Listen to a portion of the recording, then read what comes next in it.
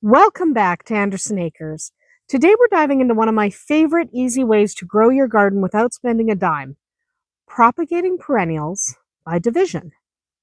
If you've ever looked at your flower beds and thought, wow, that clump of hostas has gotten huge, or I wish I had more of those daylilies, well, this video might help you out.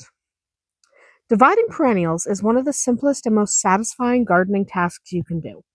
It keeps your plants healthy, gives you more of what you love, and helps you fill in those empty spots around the garden. Now, there are a lot of ways to increase your perennial plants. You can start from seeds, you can take cuttings, you can even layer certain types. But the easiest method, hands down, is simple division. Most perennial plants grow from a central area at the base called the crown. Every year, the crown gets a little bigger as new stems grow, until eventually you've got a nice dense clump. That's when it's time to divide. By splitting the crown, roots, stems, and all, you can turn one plant into two, three, even more. It's like instant propagation, and your plants will thank you for it. So, plants like daylilies, hostas, and irises are some of the easiest to divide. If you've got those in your property, you can have them everywhere on your property if that's what you want. And that's because their roots are really thick, and so are their stems. They're thick enough to see and separate clearly, so you don't have to do a lot of finicky business. You can see them.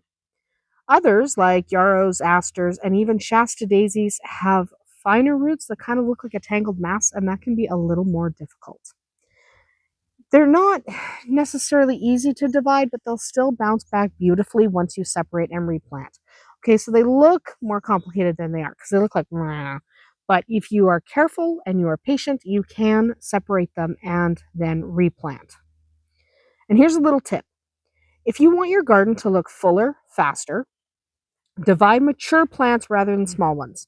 You'll get more impressive blooms and a quicker recovery. Mature plants deal with the separation a whole lot easier than younger plants. So give your plants some time before you grab them and start dividing them. When you divide your perennials depends a bit on your climate. In colder areas, like where I am, spring is usually the best time because your new divisions get a whole growing season to settle in. In milder climates, fall works beautifully. It gives the plants months of mild weather to get established before the heat of summer returns. So you kind of have to think about your climate and what works best for you. Personally, I like to work with the rhythm of my garden. If a plant looks crowded or tired, that's my cue that things are due for a little refresh. And by the way, dividing isn't just for multiplying plants. Some perennials actually get less healthy if they get too big. Dividing them rejuvenates the plant and encourages stronger growth the next season. So sometimes you're doing the plant a favor just by encouraging it to grow better by removing some of it. Okay? It's kind of like pruning, but not really. So before you start, you want to gather a few basic tools. You're not going to need anything fancy. Just a garden fork or a spade, a trowel, sharp knife, or even a pair of scissors, and a little bit of mulch for afterwards. So this process, I would call it moderately difficult. It's not horrifically hard to do, but it's also not the easiest thing you'll do in your garden, okay? It does take a little care and attention. The day before you divide, water the plant well. That softens up the soil, makes it easier to dig up, and helps it relax a little bit so it's not so tense. And yes, plants are tense. If your plant has a lot of tall or floppy growth, time to go ahead and trim the foliage down to about 6 to 10 inches. It'll grow back. It just makes it easier to handle and reduce the stress on the roots if you don't have a whole lot of at the top. Okay? When you're ready, take your spade or your garden fork or whatever you're using and gently dig a circle around the plant. Try to keep as many of the roots intact as possible. Once you've loosened the soil, lift the whole clump out carefully. Roots and all, take the whole thing. Now it's time to divide. You can pull the roots apart by hand, which is my preference. You could cut them with a knife or even use 2 garden forks to pry them apart. I like using my hands just because it gives me more options and I can feel what I'm doing so I don't damage the roots. The key thing is to make sure each section has at least one stem or growing plant and a good supply of roots. Okay, you don't want no roots. But that's what gives your new plant the best chance to thrive. So make sure everything has some roots. And if you're working with something like iris, make sure that each piece has a fan of leaves and a healthy root section. Okay, you want to make sure all the pieces have a little bit of everything.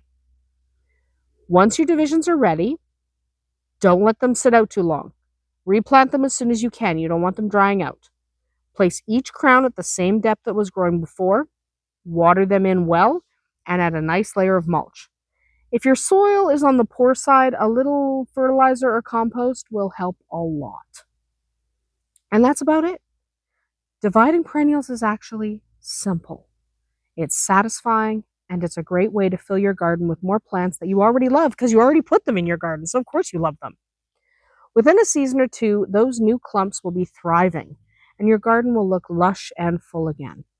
So the next time you notice one of your plants looking a little too big for its boots, give it a quick refresh and a good division.